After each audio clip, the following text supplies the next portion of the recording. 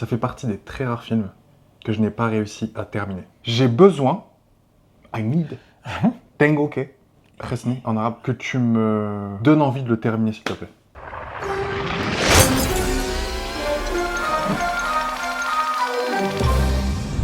Konnichiwa, Stan-san. Mais qu'est-ce qui t'arrive, Amar? Je sors de mon premier cours de japonais. Ça fait quoi? Ça fait bizarre. Je viens pour un film. Ok. Et en échange, j'ai ça à t'offrir. Arigato gozaimasu. Goyokin. Film de 1969, Lors du Shogun. lors du Shogun. Je connais un autre Shogun, mais il s'appelle Vincent Shogun. T'as absolument pas la rêve. À demain. À demain.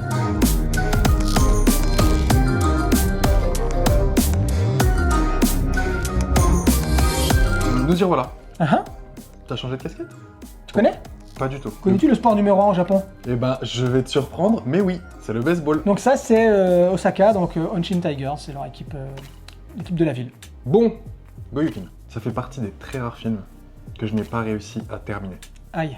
J'ai besoin que tu me donnes envie de le terminer, s'il te plaît. Donc Goekin, pourquoi je pense que c'est une bonne porte d'entrée sur le Shambara? Qu'est-ce qu'un Shambara? Shambara, c'est un film de sabre. Le film de sabre japonais, c'est quelque chose d'hyper codifié à la base. Du lieu où c'est tourné, près de Kyoto habituellement, là c'est pas le cas, en noir et blanc, et parce que le Shambara joue sur ce qu'on appelle la dilatation du temps, c'est-à-dire que tu vas avoir beaucoup de plans fixes, beaucoup de regards, on se regarde, Ça oui. on se teste, on se jauge, Ça j'ai aimé. et à un moment donné, on dégaine, un coup de sabre, c'est fini. Tu retrouves ce côté duel, mais filmé de façon complètement différente. Et là, je voudrais revenir à la séquence du tout début. Tu te rappelles bien, on suit un personnage féminin qui revient dans son village, Tout est un peu défait dans le village. et elle arrive dans cette baraque. Et là, ça devient un film d'horreur.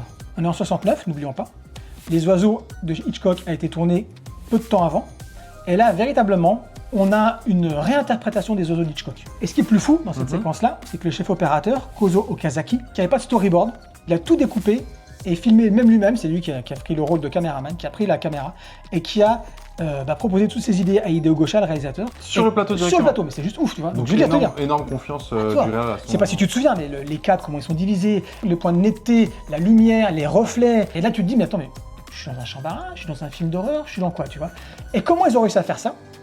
C'est grâce à l'utilisation, pour la première fois, en tout cas dans un Shambara, au Japon, de la caméra Panavision, qui vient des États-Unis, qui est une caméra plus légère, qui est une caméra aussi sur laquelle a été mis un zoom. C'est pour ça qu'aussi tu as l'utilisation du zoom. Pareil, le zoom normalement, on commence à le voir dans les années 60, mais pas dans le Shambara, pas dans un truc très codifié, très classique. Finalement, ce que j'ai le plus aimé, c'est au début, on nous pose le contexte, on nous explique qu'on est dans les années 1800, 19e siècle au Japon, octobre 1831, Merci. on est en octobre 2024.